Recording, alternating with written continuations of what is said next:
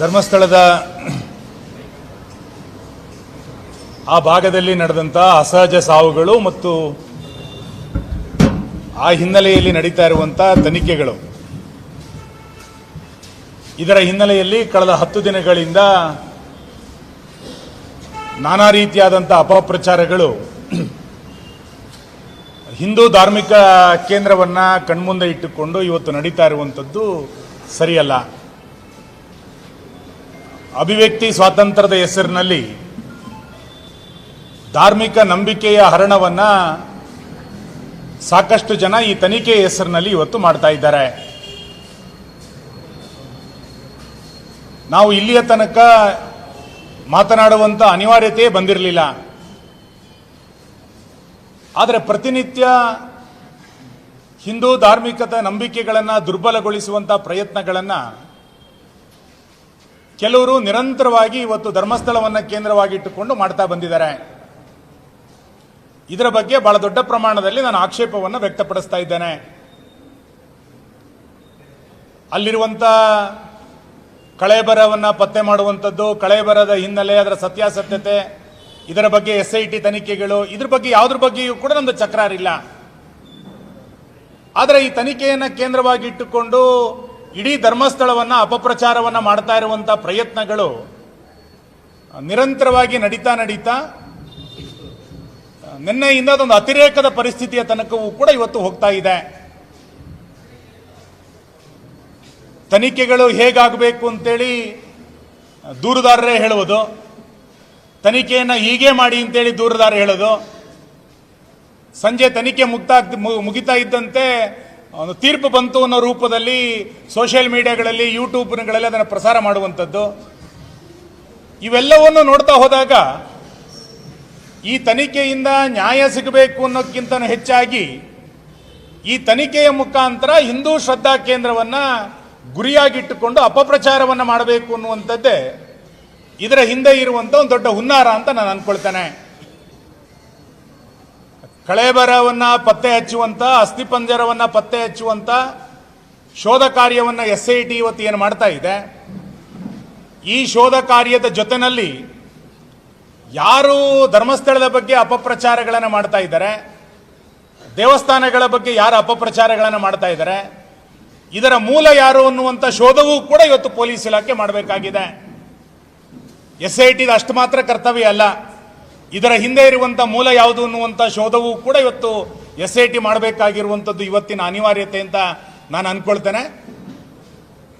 ಕಳೆದ 10 ದಿವಸದಲ್ಲಿ ಸ್ಥಳದಲ್ಲಿ ಕಳೇಬರವನ್ನು ಪತ್ತೆ ಮಾಡುವಂಥ ನೆಪದಲ್ಲಿ ನಡೀತಾ ಇರುವಂಥ ಮೇಲಾಟಗಳನ್ನು ನೋಡಿದಾಗ ಒಂದು ಕರ್ನಾಟಕದ ಅತ್ಯಂತ ಪ್ರತಿಷ್ಠಿತವಾದಂಥ ಒಂದು ಶ್ರದ್ಧಾ ಕೇಂದ್ರ ಧರ್ಮಸ್ಥಳ, ಇದರ ಬಗ್ಗೆ ಇಷ್ಟು ದೊಡ್ಡ ಪ್ರಮಾಣದಲ್ಲಿ ಅಪಪ್ರಚಾರಗಳನ್ನು, ಧಾರ್ಮಿಕ ನಿಂದನೆಯನ್ನು, ಅವಹೇಳನವನ್ನು ಒಂದು ಗುಂಪು ದೊಡ್ಡ ಪ್ರಮಾಣದಲ್ಲಿ ಮಾಡ್ತಾ ಇದ್ರೂ ಕೂಡ ಪೊಲೀಸರು ಇದ್ರ ಬಗ್ಗೆ ಮಾತಾಡ್ತಾ ಇಲ್ಲ. ಸರ್ಕಾರ ಇದ್ರ ಬಗ್ಗೆ ಯಾವುದೇ ರೀತಿಯಾದಂಥ ಒಂದು ಹೆಜ್ಜೆಯನ್ನು ಕೂಡ ಇವತ್ತು ಮುಂದೆ ಇಡಲಿಲ್ಲ. ನಾನು ಮಂಗಳೂರಿನ ಜಿಲ್ಲಾಡಳಿತಕ್ಕೆ ಪ್ರಶ್ನೆಯನ್ನು ಮಾಡ್ತೇನೆ. ನೀವು 1 ತಿಂಗಳ ಹಿಂದೆ ಹೋದರೆ ಧಾರ್ಮಿಕ ನಿಂದನೆ ಆಯಿತು, ಧಾರ್ಮಿಕ ಅಪಪ್ರಚಾರ ಆಯಿತು, ಇನ್ನೇನೋ ಪ್ರಚೋದನೆ ಆಯಿತು ಅನ್ನುವ ಕಾರಣವನ್ನು ಮುಂದಿಟ್ಟುಕೊಂಡು ಹಿಂದೂ ಸಂಘಟನೆಯ ಕಾರ್ಯಕರ್ತರನ್ನ ಬೈಂದೂರಿನಿಂದ ಹಿಡಿದು ಸುಳ್ಯದ ತನಕ ಸಾಮಾಜಿಕ ಜಾಲತಾಣದಲ್ಲಿದ್ದಂಥ ನಮ್ಮ ಕಾರ್ಯಕರ್ತರ ಮೇಲೆ ಸೋಮೋಟೋ ಕೇಸ್ಗಳನ್ನು ದಾಖಲು ಮಾಡಿದ್ರು. ಯಾರೋ ದೂರು ಕೊಟ್ಟಿದ್ದಲ್ಲ, ಸೋಮೋಟೋ ಕೇಸ್ಗಳನ್ನು ದಾಖಲು ಮಾಡಿದ್ರು.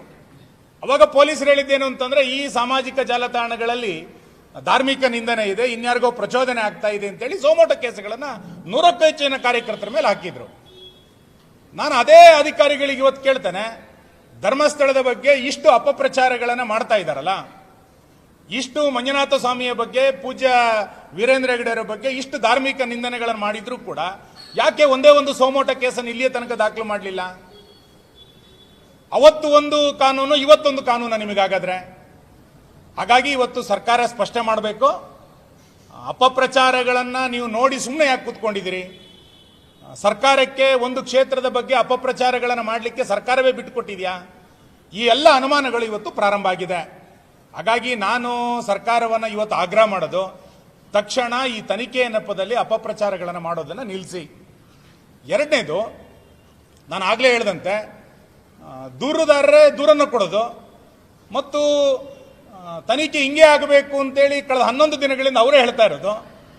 ಮತ್ತು ಸಂಜೆ ಆಗ್ತಿದ್ದಂತೆ ಅಸ್ಥಿಪಂಜರಗಳು ಸಿಕ್ಕಿದೆ, ಒಂದು ಹೆಣ್ಮಗುವಿನ ಅಸ್ಥಿಪಂಜರ ಸಿಕ್ತು, ವಯಸ್ಸಾದವರದ ಅಸ್ಥಿಪಂಜರ ಸಿಕ್ತು, ಯಾವುದೋ ಗಂಡಸಿನ ಅಸ್ಥಿಪಂಜರ ಸಿಕ್ತು ಅಂತೇಳಿ ಇವರೇ ಅದನ್ನು ವೈಭವೀಕರಿಸ್ತಾ ಇದ್ದಾರೆ.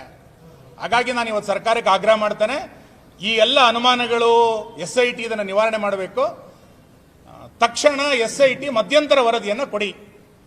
ನೀವು ಅಧಿವೇಶನ ಪ್ರಾರಂಭ ಆಗೋದ್ರೊಳಗೆ ಈ ಮಧ್ಯಂತರ ವರದಿಯನ್ನು ಕೊಡಬೇಕು.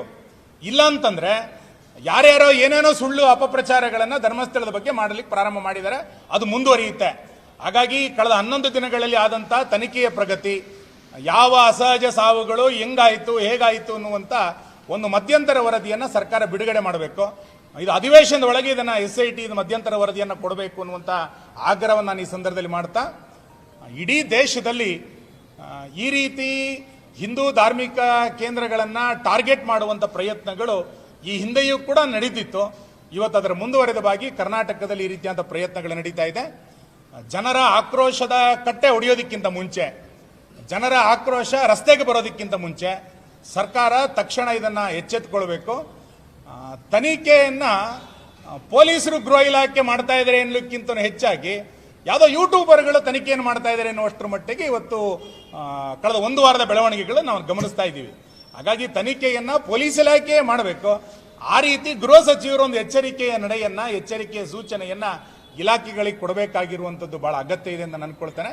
ಹಾಗಾಗಿ ತನಿಖೆ ಹೇಗಾಗಬೇಕು ಏನಾಗಬೇಕು ಅನ್ನೋದನ್ನು SIT ತೀರ್ಮಾನ ಮಾಡಲಿ, ನಾನು ಅದನ್ನು ಹೇಳಲಿಕ್ಕೆ ತಯಾರಿಲ್ಲ.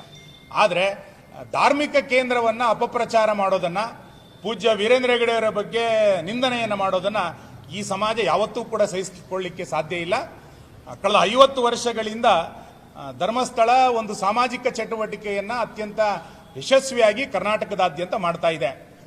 ಒಂದು ಸರ್ಕಾರಕ್ಕಿಂತ ಹೆಚ್ಚು ಸಾಮಾಜಿಕ ಪರಿವರ್ತನೆಯ ಕಾರ್ಯವನ್ನು ಧರ್ಮಸ್ಥಳ ಇವತ್ತು ಮಾಡ್ತಾ ಬಂದಿದೆ. ಇಂಥ ಕೇಂದ್ರದ ಧಾರ್ಮಿಕತೆಯನ್ನು ದುರ್ಬಲಗೊಳಿಸುವಂಥ ಪ್ರಯತ್ನವನ್ನು ಯಾರೂ ಕೂಡ ಮಾಡಬಾರ್ದು. ಜನ ರಸ್ತೆಗಿಳಿಯೋದಕ್ಕಿಂತ ಮುಂಚೆ ಸರ್ಕಾರ ಇದು ಎಲ್ಲದಕ್ಕೂ ಕೂಡ ನಿಯಂತ್ರಣವನ್ನು ಹಾಕಬೇಕು ಅಂತೇಳಿ ನಾನು ಆಗ್ರಹಿಸ್ತೇನೆ.